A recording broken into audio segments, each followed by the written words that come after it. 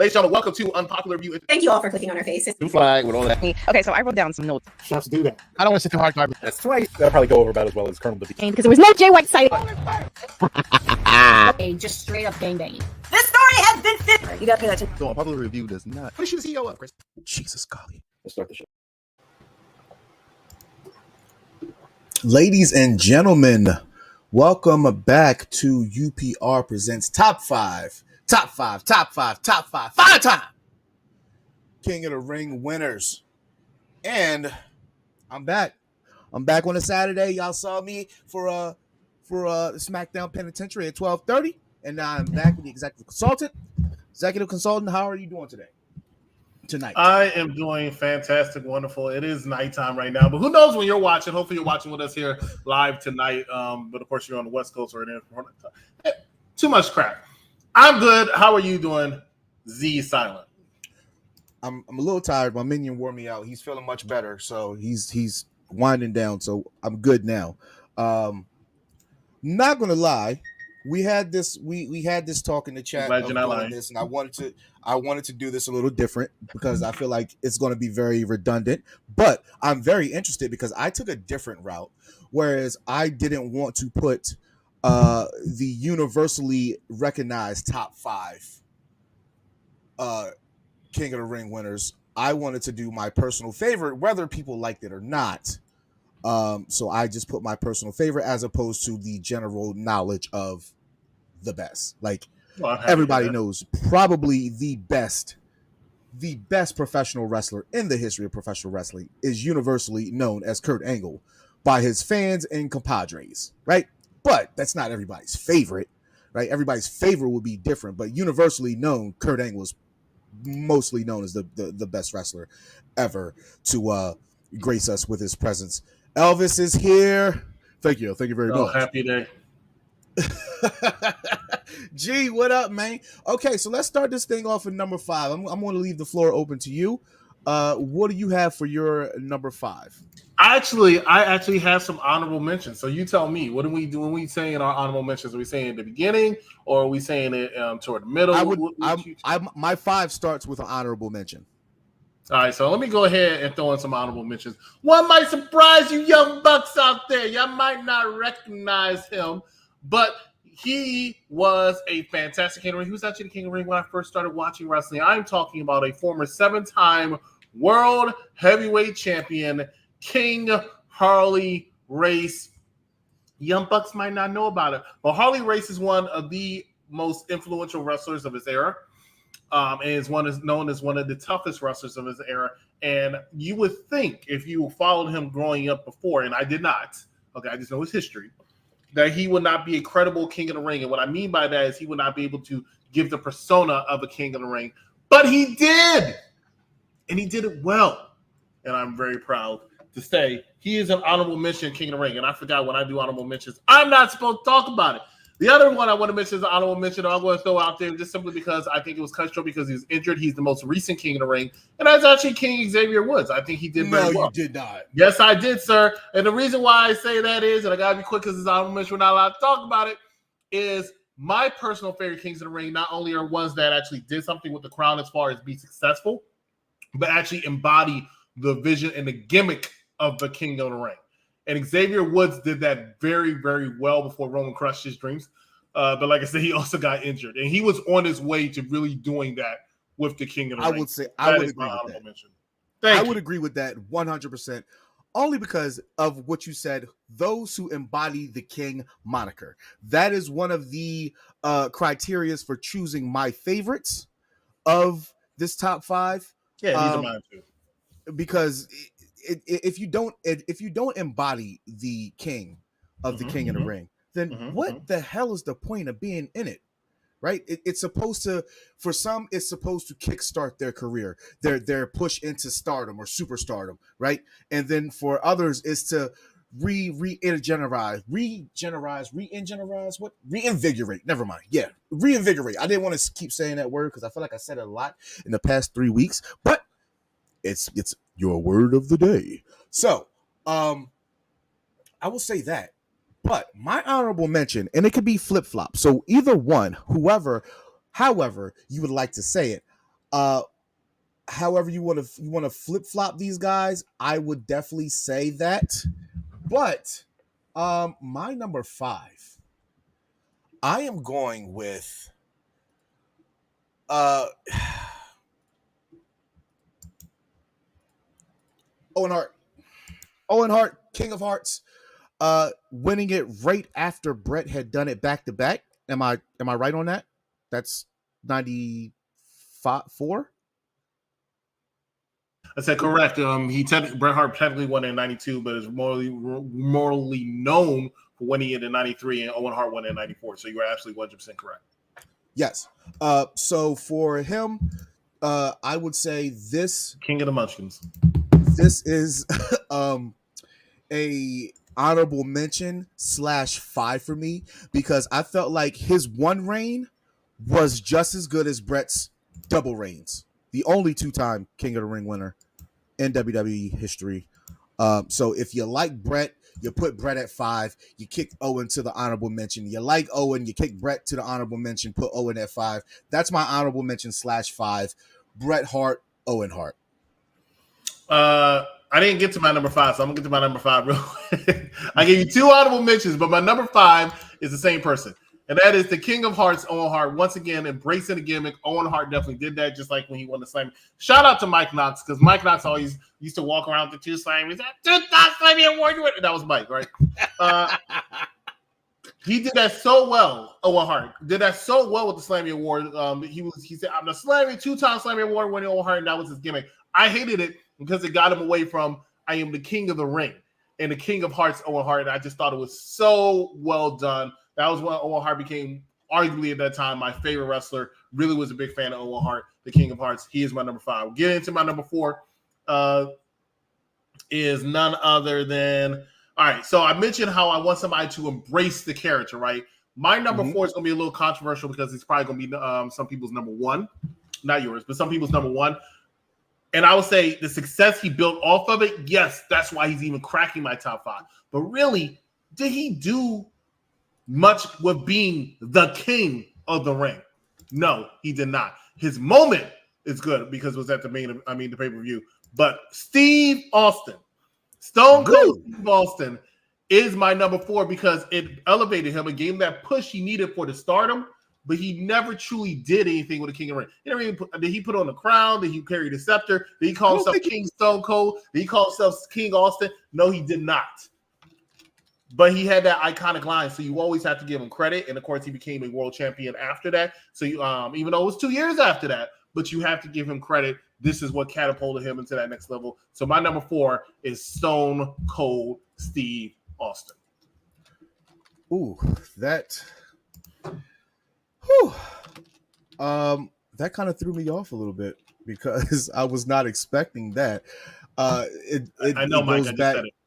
It goes back to my my soliloquy at the beginning of the show that universally he's probably the most notable person to win the King of the Ring and catapult himself into superstardom, but he's not the most kingest of kings, right? I'm not gonna lie, that kind of threw me off. And now that I said it, he was much higher on my list. And I don't want to say it, but so I'm kind of taking that route. But number 4, I'm gonna give it to Kurt Angle, who won it in 2000. I'm giving it to Kurt Angle because, and correct me if I'm wrong, I think we're in the same age, but you are more of an encyclopedia than I am. But I remember moments. I don't remember years. I don't remember nights. I don't remember venues. 2000 is Angle's first year, second year? He debuted in November of 1999. Okay, so basically his first year in WWE, he's on fire and he wins King of the Ring. Mm-hmm. And while he didn't do anything with the King moniker, he still kept that steam rolling. And he probably one of the greatest, definitely one of the greatest first years of any professional wrestler that's a top in history who who didn't know anything about professional wrestling, right? Like it's hard to even think or fathom that Kurt Angle didn't even watch professional wrestling. So, and then to be in the position or regarded as great as he is crazy. So my number 4 is Kurt Angle, the wrestling machine. Your number 4 is my number 3, Kurt Angle. Let me tell you something. He actually did portray the King of the Ring. Now, he didn't do it as long as Owen Hart. It wasn't long. People that were mentioned, but he did. And the reason how come he didn't do it as long is because everything that Dice just said, he said he had arguably one, and like I said, it's a top 5, arguably one of the greatest first years of any wrestler in the history of wrestling, even to this day. Some people can make an argument for Brock Lesnar, who might be on some people's King of the Ring list. I can say why it can be Brock Lesnar. I can say it can be Alberto Del Rio. I can say it can be Ronda Rousey. Kurt Angle is definitely up there and should be in everybody's top 3. Why? Intercontinental Championship, European Championship, King of the Ring winner, and of course, capped it off with winning the World Heavyweight Championship against The Rock. But the King of the Ring was definitely a major stepping stone for him. And there's the funny thing. When he won the King of the Ring, that's when people thought he was taking a back seat because he just lost the Euro Continental Championship at WrestleMania. But he still did it what he did, went to the King of the Ring. Main event of SummerSlam that year also. People forget. That's when he got the concussion. Main event of SummerSlam that year also. And then later on won the World Heavyweight Championship. So give all the credit in the world to Kurt Angle, my number 3. DJ, back to you. Number 3 for me, I'm going to go with, ooh, yeah, dig it, the Macho King, Macho Man Randy Savage. I mean, what can be said about the Macho Man? First of all, to take that Macho King, I loved it. I love the moniker. It's flashy, over the top. It still fit him. He didn't have to become a pompous asshole, but he still was very pompous. But how much more pompous can you get being the Macho Man Randy Savage, right? He's flashy, he's over the top, he can hit you with promos, great technical wrestler. Everything that embodied King, I think Macho Man Randy Savage hit the nail on the head. So for me, Macho King is my number 3. So I like being very honest and putting full disclosure out there. So Dice and I had a conversation about he wants to change up this whole top 5 shit, right? And one of the reasons why he wants to change up this whole top 5 shit, he's sick and tired, he's frustrated, he's angry, he's not going to take it anymore because people have the same picks. I was like, you're crazy. Ladies and gentlemen, my number 2 is the Macho King, Randy Savage. Yo! Right? Hey. Why? Because when you're Macho King Randy Savage, you know how to move in the ring and embrace the body of the king. And he and Queen Sherry Martel did just that. They were one of the ones that had one of the ones. They weren't the first one. They were one of the ones that came out with the throne and the people holding the throne. They fully embodied everything it is to be king. If I were to say, besides the King Jerry Lawler, have a blueprint of what it takes to be a true king of the ring, guess what wrestling? We always talk about Randy Orton, or in my case, Drew McIntyre, being the wrestler you built from the ground up. A King of the Ring winner from the ground up should be just like the Macho Man Randy Savage. Oh, yeah. Because of what he did out there as the king. He was the Macho Man for a while. He was the former world champion, former Intercontinental champion, back when that really meant something, right? Not saying it doesn't mean anything now, but I mean really, really meant something. Great.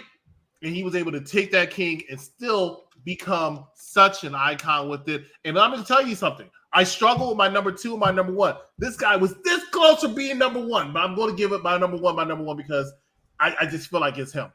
But my number 2 easily next week could be my number 1, and that is the Macho King, Randy Savage. Z, your number 2.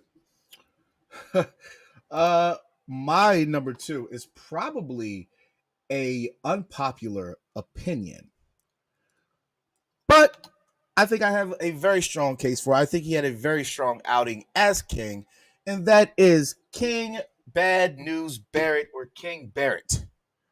I thought that King Barrett, being from, where is he, England, whatever he's from, first of all, great accent to be a king. Wales. Very great accent to be a king, and he embraced it. And I thought that for somebody who at that point in time was looking a little stale, definitely gave him some extra legs in his career because we were able to get King Barrett from him. Didn't he have, if I'm not mistaken, and I'm pretty sure that this time of the WWE is kind of when I was like in and out. I'm gonna say from like 2010 to like 12 maybe. I was very wishy-washy on. Am I right in that year span? What year did you say? In between, it was 2012 that he won. I believe he Or won was that Sheamus? 2015. 2012 was actually not Sheamus. 2000, I think 10 was Sheamus. 2012, I don't think we had a King of the Ring, but 2015 was Wade Barrett. 15. And okay. Jeffrey, you don't remember King Barrett because he sucked as King of the Ring. He was so bad they had to change him to bad news. Now, that being said, right? That being said, I also want to say that if Z didn't have it copyrighted, I would have walked off as soon as he said King Wade Barrett as number 2 over Kurt Angle and Randy Savage and everybody else. You've lost your mind. You've lost your mind, sir. I just realized where I was at, right? And as I'm looking at this list, are you on Earth? I'm trying to go on my memory bank really quick. And again, I told you before the show, I am going to have picks that are not people's opinion. Universally known or favorited by what I liked in the character. I happen to like Bad News Barrett character as King Barrett. There's nothing that you can say to sway me. Yeah, but I will equally say I would even tie him with King Corbin's run. So insert 1A, 1B. I think that they both had acceptable King of the Ring monikers. So I would put King Barrett there first, but I could insert King Corbin as well. So you're picking a time zone when they took King of the Ring winners and had him lose, because that's what happened. When Wade Barrett won the King of the Ring, he started losing. When Baron Corbin won the King of the Ring, he started losing. When Sheamus won the King of the Ring, he started losing. That's what they did at King of the Rings in the 2010s. They just had him lose, and they built him. You know why I hate that period and why I hate Wade Barrett as a pick? Because otherwise I wouldn't care.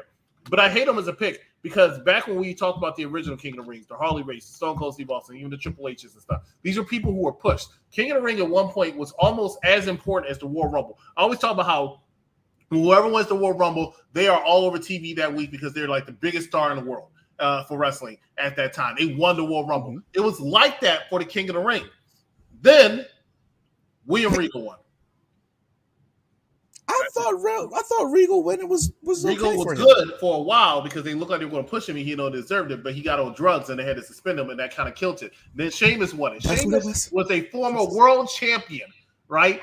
And then all of a sudden he started losing when he won the King of the Ring. I didn't understand that. They just used it to take whoever was king, whoever the crowd was just taking L's. That's why I said they should be revamped and they should have kept the pay-per-view as it was, a pay-per-view, and just had it like they did with Brock Lesnar. You win the King of the Ring. What they did with King Mabel, even though that wasn't what it was known for. But Brock Lesnar won the King of the Ring. He got a title shot at SummerSlam. You can do that now, just like the Royal Rumble. But I say you should do it with the Money in the Bank now because the Money in the Bank, I feel like, is an outdated concept. But you pick King Wade Barrett.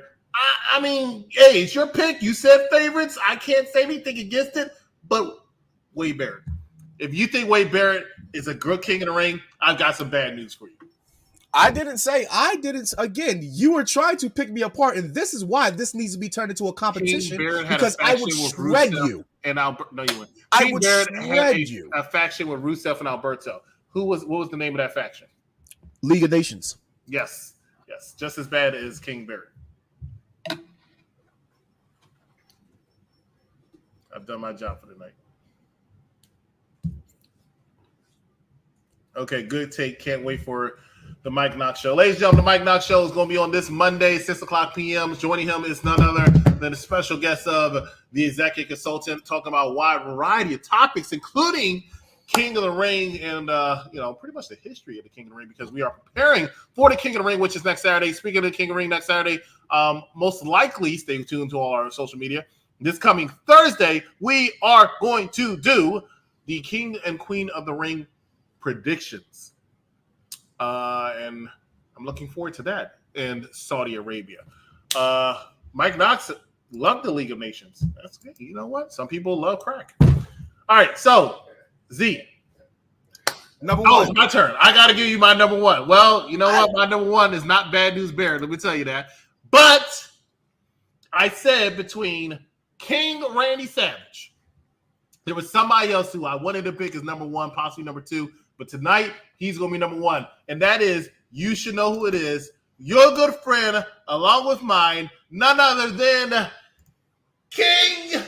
False. That's the wrong one. But anyway, King Booker is We knew that. my number one, King of the Ring. No, I'm not saying you probably know it. Nobody's better than King Booker. Of course, Z. No one is better than King Booker to me. Not only he checks all the criteria, right? He won the King of the Ring, just like Randy Savage, as an established world champion already. He won the King of the Ring. It rejuvenated his career.